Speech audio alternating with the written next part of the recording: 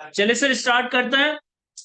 सबसे पहले हमारे पास स्प्रिंग 2024 की attempt cap 1 financial accounting and reporting 1 spring 2024 की अटेम्प्ट का क्वेश्चन नंबर 6 है, जो कि एमसीक्यूज के टॉपिक से पर्टेन करता है।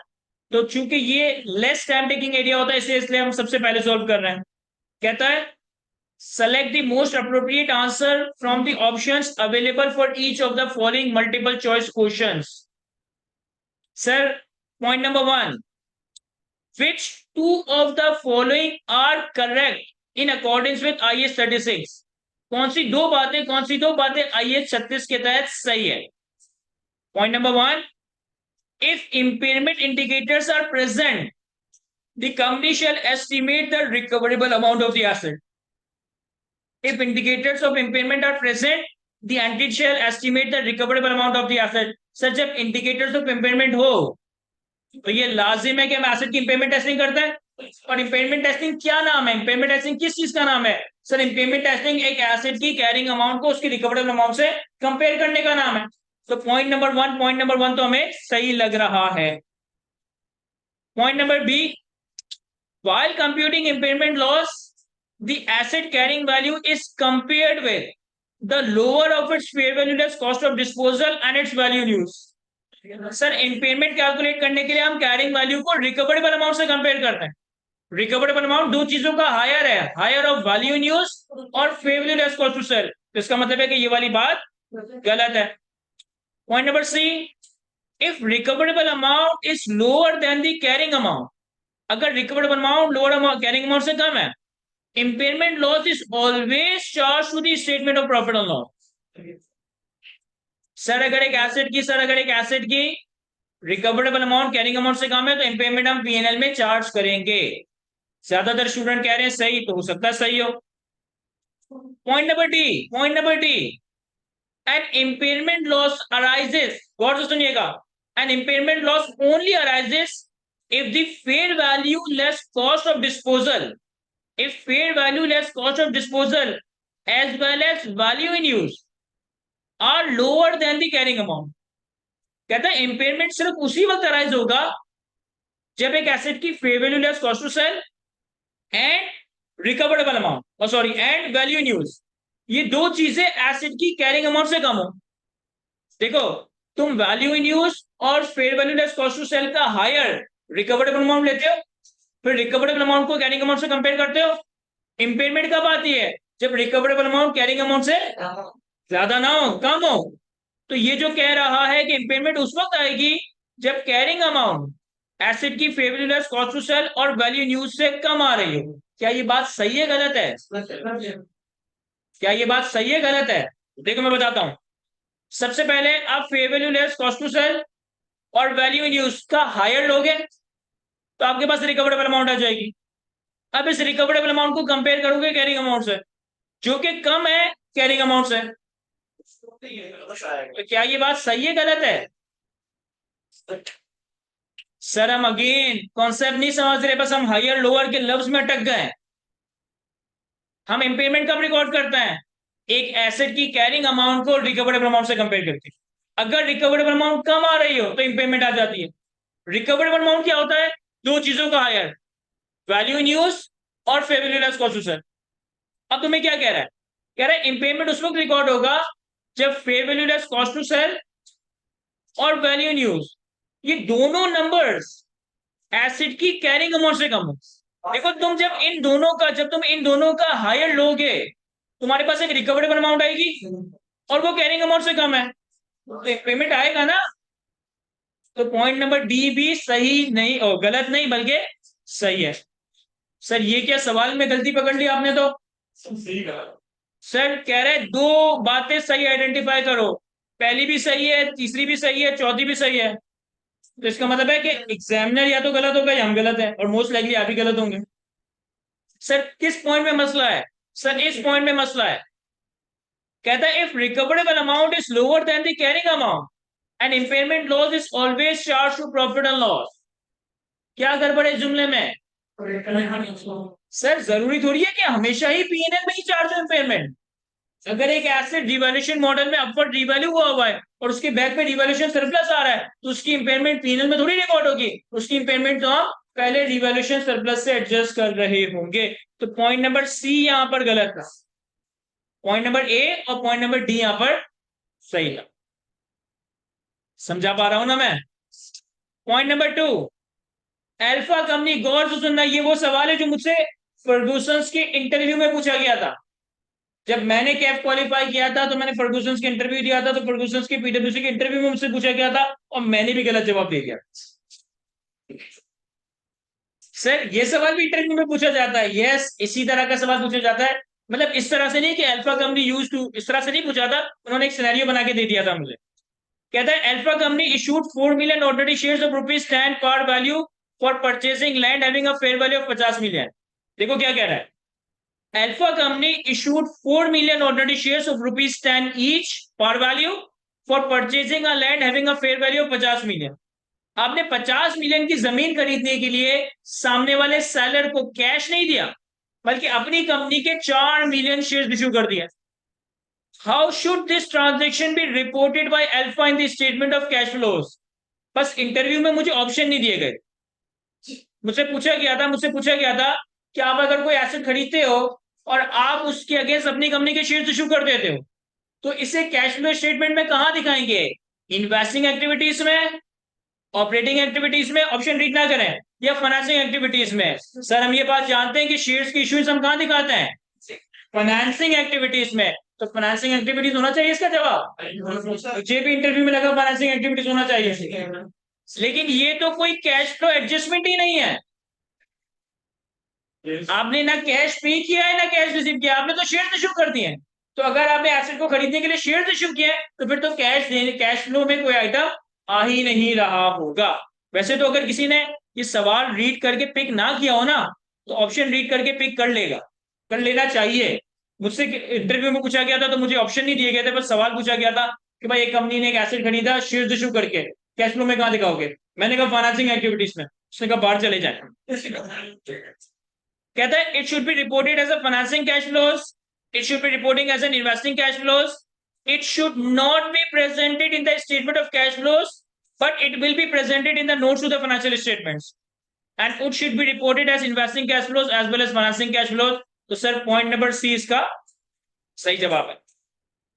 Point number MCQ number 3, beta limited reported a net loss of 70,000 after charging depreciation expense of 81,000. If the working capital other than cash has increased by 8,100, then what is the amount of net cash provided or used by the operating activities?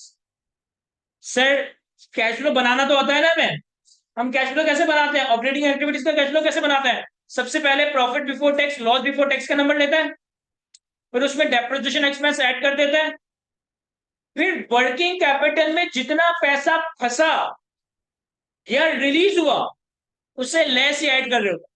अगर working capital में तुम्हारा पैसा फंस रहा है, inventory बढ़ रही है, ट्रेड रिसीवेबल बढ़ रहा है, ट्रेड पेबल कम हो रहा है, तुम्हारा पैसा फंस रहा है, तुम इसे नेगेटिव में दिखाओगे। और अगर वर्किंग कैपिटल से तुम्हारा पैसा बच रहा है, ट्रेड रिसीवेबल कम हो रहे हैं, इन्वेंट्री कम हो रही है, ट्रेड पेबल बढ़ रहा है, तो इससे तुम ऐसा पॉजिटिव कैश फ्लो दिखाओगे। तो ऐसे ही कर लेंगे हम, 70,000 प्लस 81,000 माइनस 8,100 कितना आ रहा है? किसी एक का आया था 142,900।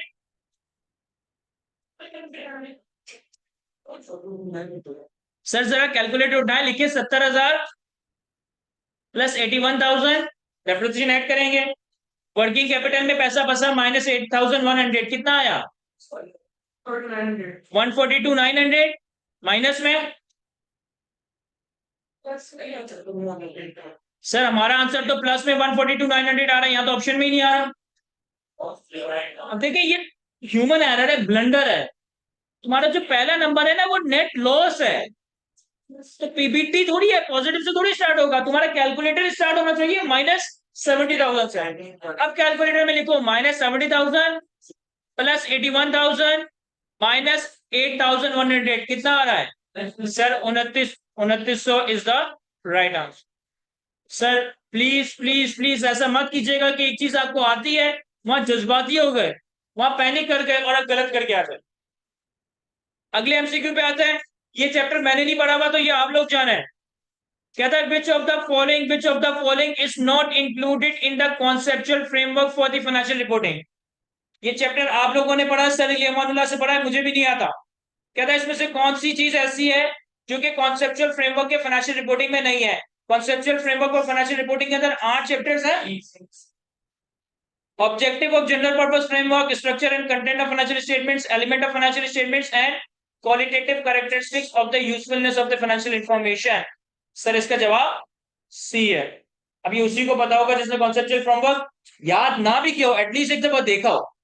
अगर देखा हुआ भी होगा तो आपका 1 मार्क आ जाएगा, 49 पे पेपर नहीं रुकना। On 1 January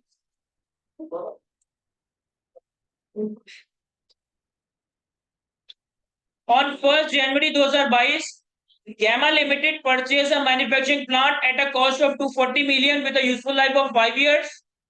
GL uses the straight line method of depreciation.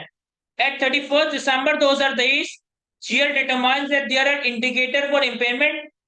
The plant value in use at fair value less cost to sell are estimated to be 113 million and 108 million respectively. Sir बहुत आसान adjustment है।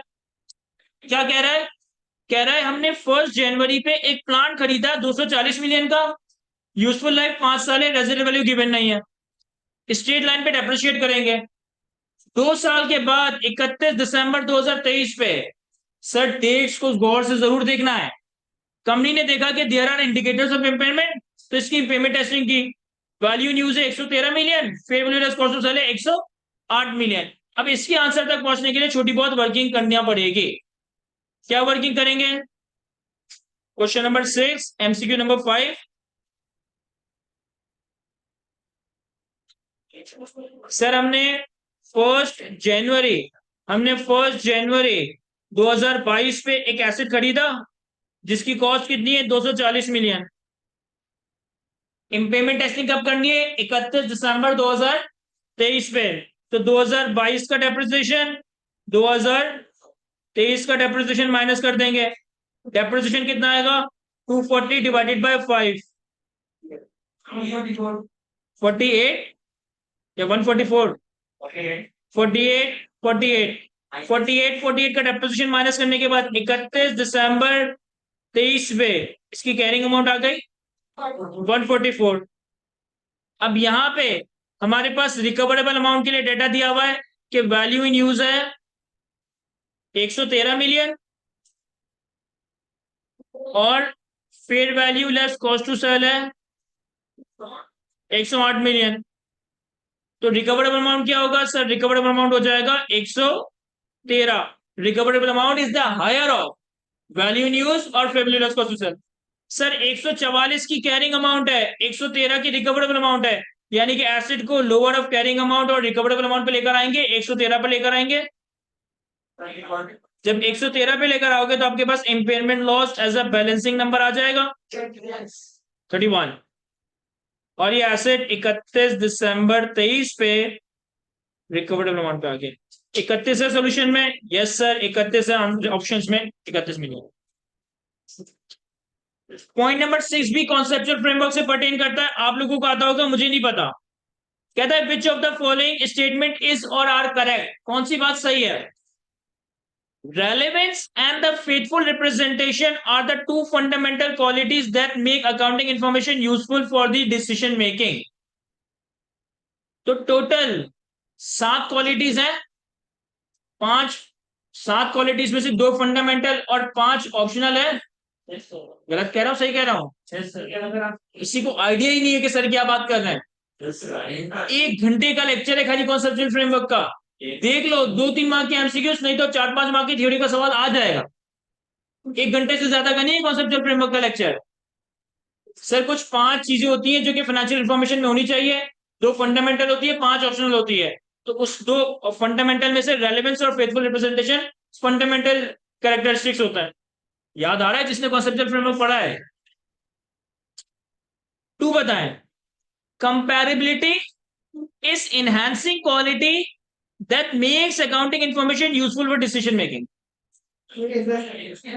Yes sir, ये वाली बात भी सही है, तो इसका आंसर हो जाएगा बोथ आर करेक्ट।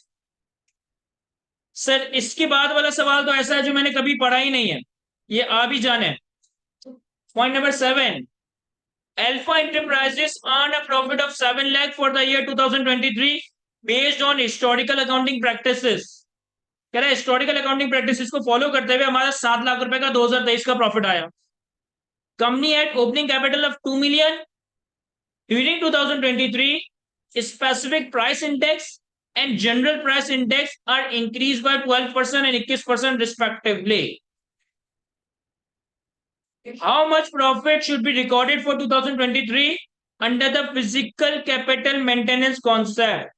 क्या है सर ये कॉन्सेप्ट? ये फिजिकल मेंटेनेंस कॉन्सेप्ट क्या भला है?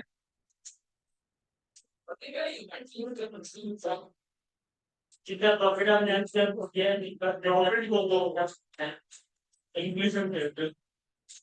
सर प्रॉफिट को इन्फ्लेशन से एडजस्ट करते हैं।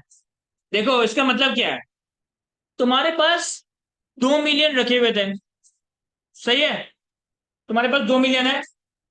मैं तुमसे कहूं कि 1 साल के बाद तुमने 2 मिलियन पे 2 लाख कमा लिए, तो तुम्हारे पास 2.2 मिलियन हो गए, 2 लाख रुपए तुमने कमाए, यानी कि तुमने 10% कमाया।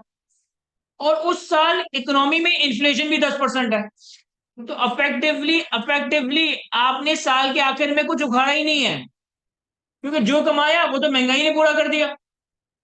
तो आपका एक्चुअल प्रॉफिट कैलकुलेट कैसे होगा कि भाई अगर 2 मिलियन का कैपिटल था और हमारी जो स्पेशल प्राइस इंडेक्स है दैट इज 12%, तो हम 2 मिलियन का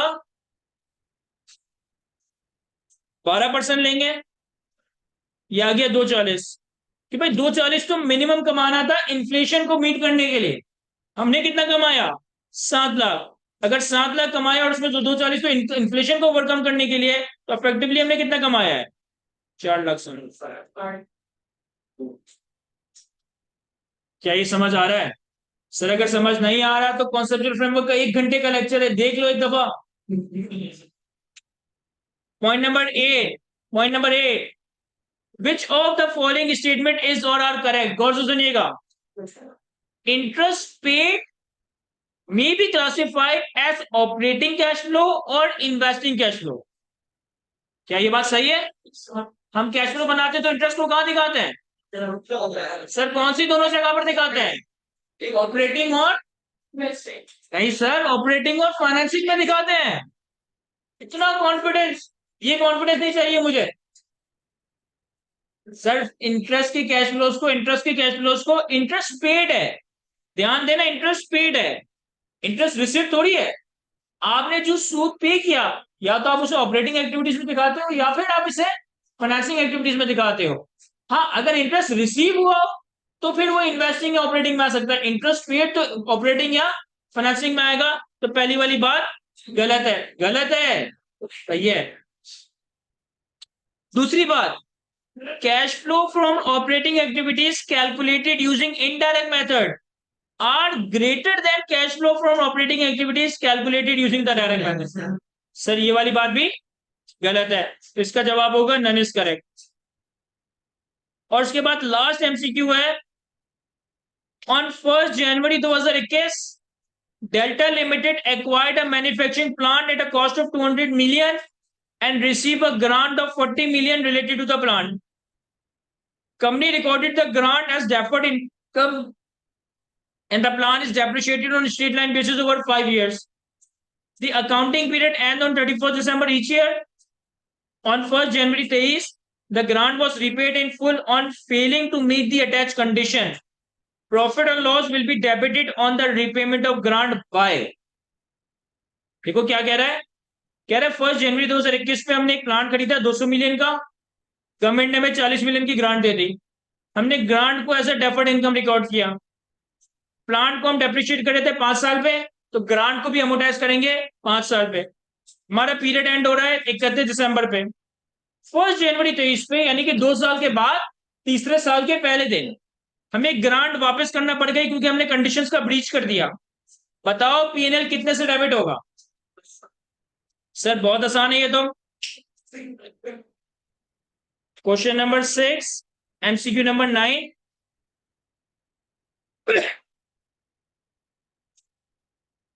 देखो तुम्हें 1 जनवरी 2021 पे 1 जनवरी 2021 पे ग्रांट मिली होगी, तो तुमने इसे as a deferred grant record कर दिया होगा 40 मिलियन। फिर तुमने इसे 2022 में, सॉरी 2021 में अमोटाइज किया होगा, 2022 में अमोटाइज किया होगा, और अमोटाइज करके ग्रांट इनकम पीएनएल में रिकॉर्ड की होगी। कितनी? जितनी प्लांट की लाइफ है उसी लाइफ पे, तो 40 डिवाइडेड बाय 5, 8 और 8। तो हमारे पास 1 जनवरी 23 पे डेफर्ड ग्रांट का बैलेंस कितना आ रहा होगा? 24। अब 1 जनवरी 23 पे आपको ग्रांट वापस करनी पड़ गई, एंट्री क्या बनाओगे? कैश क्रेडिट 24 मिलियन, सॉरी 24 नहीं, 40 मिलियन। डेफर्ड ग्रांट में बैलेंस कितना है?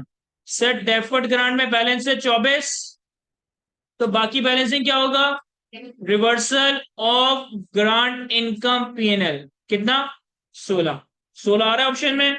Yes sir, 16 is the correct answer. क्या ये एमसीक्यू समझ आ रहे हैं हमें?